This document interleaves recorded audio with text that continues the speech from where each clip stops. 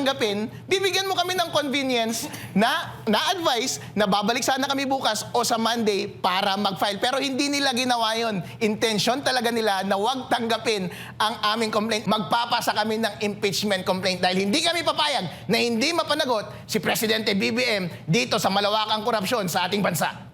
Attorney, magandang gabi. Kanina, nabanggit mo na yung deputy ni SecGen nakausap at tumarap sa inyo. Meron ba silang ipinangako, balik na lang kayo bukas or meron ba silang ganyang sinabi? Tameme naman itong kasama nila doon sa Secretary General's office dahil ang sinabi lang niya, bossing, mag-manifest lang ako. Wala akong authority na tumanggap. Period. Tinatanong ni Atty. Topacio, ni Mike Defensor at ating mga kasama kanina na abogado, ano ang basis mo sa batas? Bakit ka tumatanggi? Hindi, sir. Hindi, sir. Sinasabi ko lang, minamanifest ko lang na hindi ako authorized. Bakit ka hindi ka authorized? Authorized ka ng batas. Hindi ka pwedeng magpalusot. Binabayaran ka ng pera ng taong bayan. Kami ang nagpapasweldo sa'yo. Bakit ayaw mong gumawa ng iyong trabaho? During kanina ba, meron bang effort siya na tawagan si SecGen at nakakuha ba kayo ng tugon mula kay SecGen sa pamamagitan na lang niya? Walang effort. Effortless itong si Idol. Halata naman kasi na ayaw nilang tanggapin dahil una pa lang kaninang umaga hindi na nila tinanggap yung sa Makabayan Black. Sa amin din walang ka-effort sabi nasa Taiwan. Meron pa kang chismis na hindi totoong nasa labas ng bansa si Secretary General dahil tingnan nga natin yung Bureau of Immigration Records kung totoong nasa labas siya ng Pilipinas.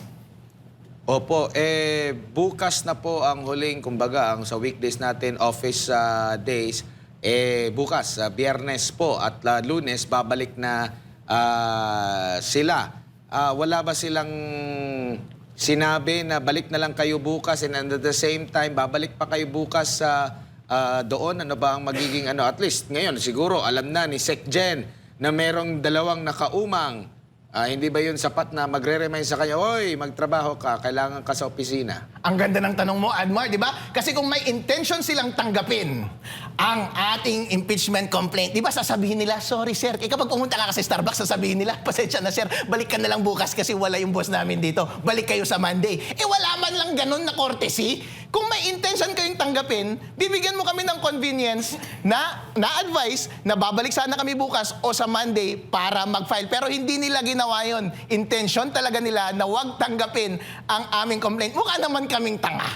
Kung babalik pa kami doon bukas at ipipilit namin na tanggapin, ngayong araw na nga ito mukha kaming tanga na nag-file at hindi tinanggap. Siguro nasa kanan nila yung bola nila ngayon. Pwede pa kayong tumawag sa amin ngayong gabi o bukas ng umaga. Papuntahin nyo kami dyan. We will take your word. Magpapasa kami ng impeachment complaint dahil hindi kami papayag na hindi mapanagot si Presidente BBM dito sa malawakang korupsyon sa ating bansa.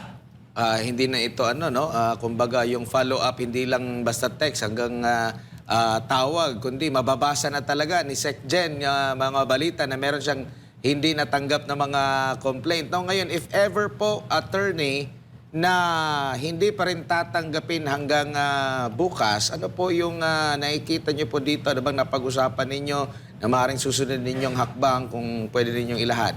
Maraming pwedeng mangyari at marami kaming hakbang. For sure, mapapanagot si Secretary General ng House of Representatives dahil sa kanilang pagtanggi ng pag-receive ng mga maaayos na impeachment complaint. Ganon din yung deputy na yan na nagpakita kanina sa ating video. At higit sa lahat, hindi kami titigil hanggat hindi mapanagot ang totoong may kasalanan ng lahat ng pagnanakaw sa ating bansa na si BBM.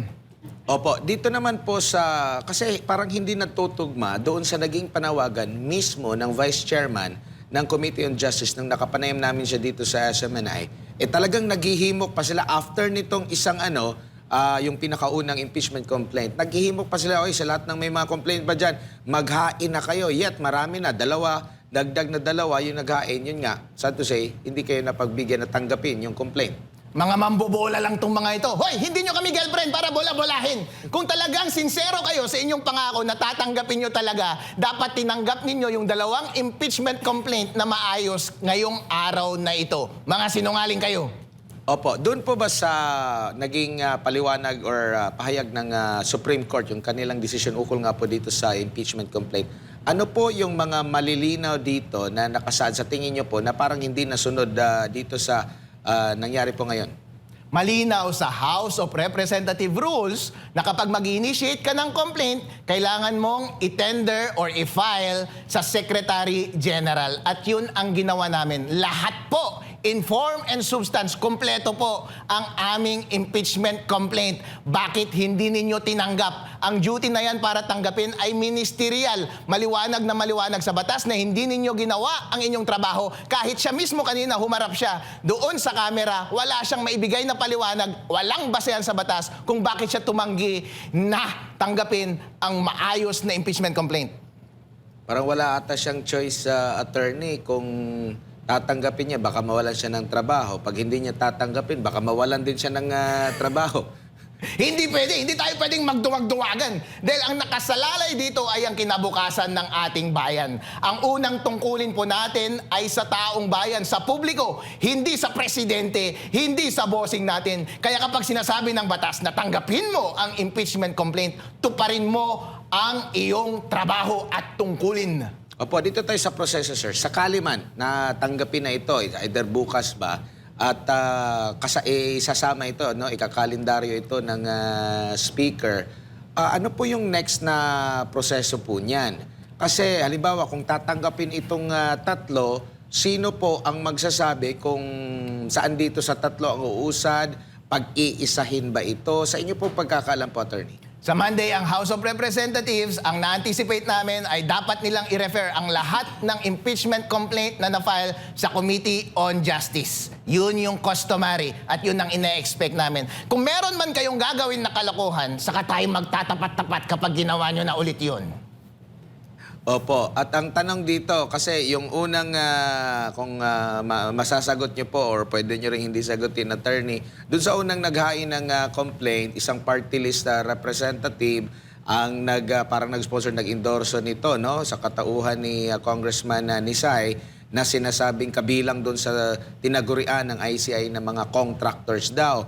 Dito naman sa pangalawa sana, ngunit hindi tinanggap yung Makabayan Block. Tapos, itong pangatlo po, wala po kaming narinig. Meron po ba or sino po ang magiging endorser nito?